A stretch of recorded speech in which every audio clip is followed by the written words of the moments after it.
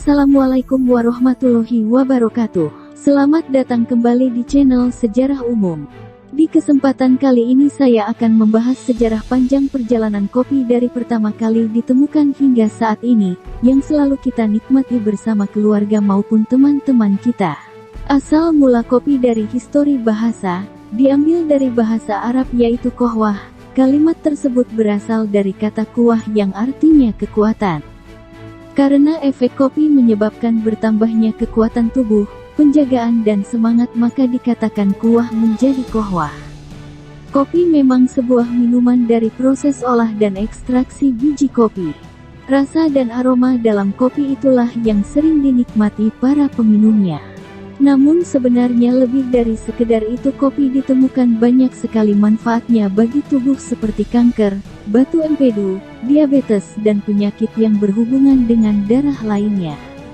Legenda yang paling masyhur ditemukannya kopi dari seorang gembala bernama Kaldi.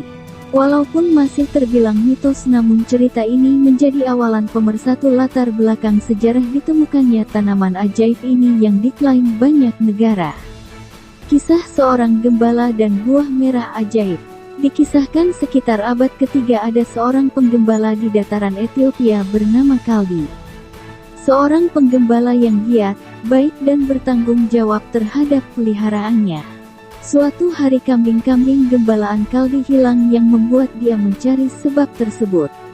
Bukannya mendapatkan gembala seperti biasanya, saat itu kambing-kambing bertingkah laku sangat aneh sehingga membuatnya bingung. Kaldi terheran-heran melihat gembalanya berloncat-loncatan seperti mendapatkan keriangan yang luar biasa atau seperti mabuk. Dia mencari tahu lantaran gembalanya agaknya berloncat-loncatan. Kaldi melihat ada beberapa buah beri merah yang ada di semak-semak. Ternyata beri-beri tersebut dimakan oleh kambing-kambingnya. Mengikuti rasa penasarannya, Kaldi akhirnya memakan juga biji-biji tersebut. Dalam beberapa saat setelahnya, si penggembala Kaldi juga berlari-lari dengan riangnya sama seperti yang dilakukan gembala-gembalanya. Disinilah asal mula kopi berawal. Tahun 1000 sebelum Masehi, pedagang Arab membawa biji kopi masuk ke dataran Timur Tengah untuk membudidayakannya pada pertama kali dalam sejarah. Benua Afrika menjadi permulaan.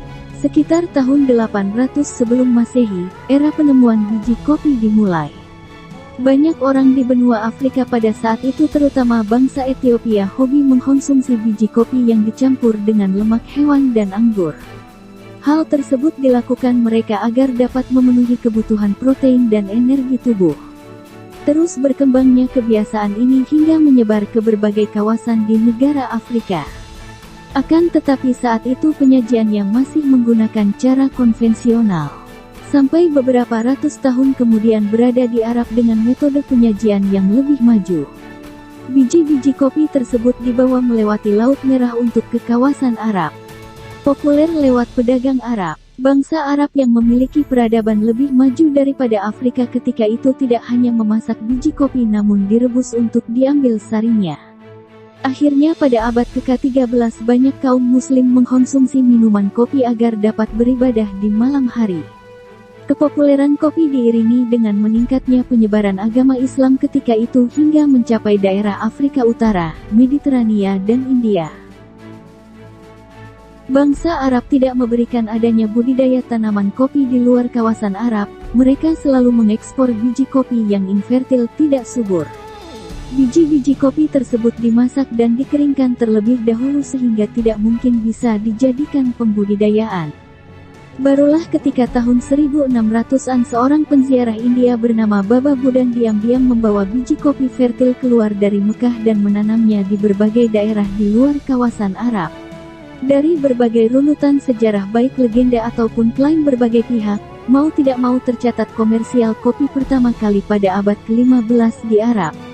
Waktu yang punya rentan sangat panjang, perdagangan komoditi berkelas tersebut dijaga begitu ketat. Para petani Arab pun berusaha dengan beragam cara agar dapat menghentikan upaya negara lain memperoleh biji kopi mereka. Seiring berjalannya waktu, minuman kopi yang dikenal sebagai anggur Arab menyebar ke daerah Aden, Mesir, Suriah, serta Turki. Keluar dari dunia Muslim, kopi tersebar ke Eropa. Pada abad 17 lah minuman ini menjadi populer. Belanda merupakan orang yang pertama kali mengimpor kopi dalam skala besar ke Eropa. Pada tahun 1690 Belanda sempat menyelundupkan biji mentahnya karena tanaman kopi tidak diizinkan keluar kawasan Arab Belanda untuk kemudian melanjutkan penanaman kopi di daerah Jawa. Bersambung ke cerita di Eropa. Meskipun pada abad ke-10 masyarakat Italia sudah mengenal kopi, namun baru dibuka kedai kopi pertama Bottega del Cave pada tahun 1645. Saat itu kedai kopi di negeri pizza tersebut menjadi pusat pertemuan para cendekiawan. London merupakan kota terdapat coffee house pertama di George Yard, Lombard Street dan di Paris. Kedai kopi baru dibuka pada tahun 1671 di Saint-Germain-Fair. Pada abad 18 kawasan Amerika Tengah dan Amerika Selatan diperkenalkan tentang kopi oleh para pedagang serta kolonis.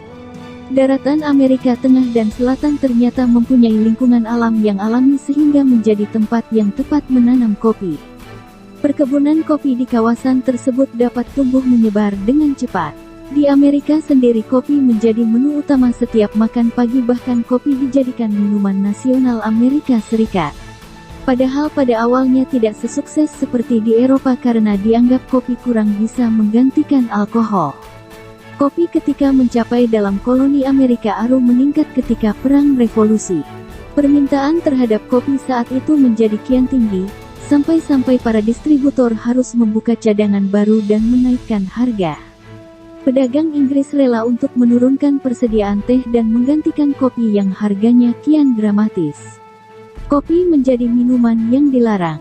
Cerita pahit tentang kopi yang paling digemari penduduk bumi adalah ketika masa-masa kopi menjadi produk yang dilarang kehadirannya. Sekitar tahun 1511, disimpulkan bahwa adanya efek rangsangan yang ditimbulkan sehingga diharamkan oleh para imam di Mekah, Arab Saudi. Larangan para imam konservatif dan ortodoks di majelis keagamaan tersebut akhirnya dihilangkan pada tahun 1524 atas perintah Sultan Selim I. Begitupun di Kairo, Mesir, larangan terhadap kopi disahkan pada tahun 1532 sehingga banyak kedai dan gudang kopi ditutup.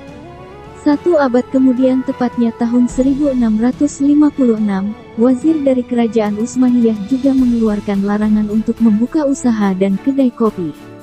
Hukuman cambuk pun sampai diterapkan kepada orang-orang yang mengkonsumsi kopi. Namun lambat laun berganti tahun pelarangan minum kopi di Timur Tengah menjadi lemah. Sampai ketika datang istilah jika sampai seorang suami melarang istrinya minum kopi, istri tersebut bisa memakainya untuk alasan meminta cerai. Tidak hanya kawasan Timur Tengah, pun di Italia para pendeta melarang umatnya minum kopi. Karena para sultan dari umat muslim memberikan minuman kopi untuk menggantikan anggur. Para pendeta menganggap kopi menjadi komoditas politik kaum muslim dalam upaya menggeser kepopuleran anggur yang sejak lawas identik dengan kaum Katolik. Selain melarang, para pendeta Katolik menetapkan hukuman kepada orang-orang peminum kopi.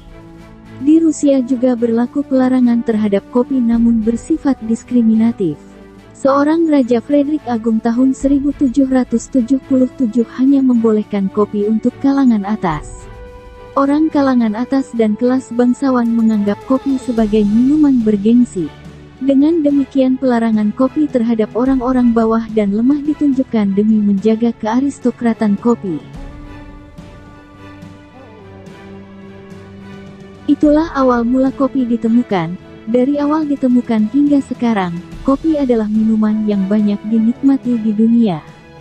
Selain enak, ternyata kopi juga banyak manfaatnya bagi kesehatan tubuh. Walaupun ada sebagian orang yang tidak diperkenankan meminum kopi. Semoga video ini bermanfaat. Jangan lupa tonton juga sejarah kopi di Indonesia di video selanjutnya.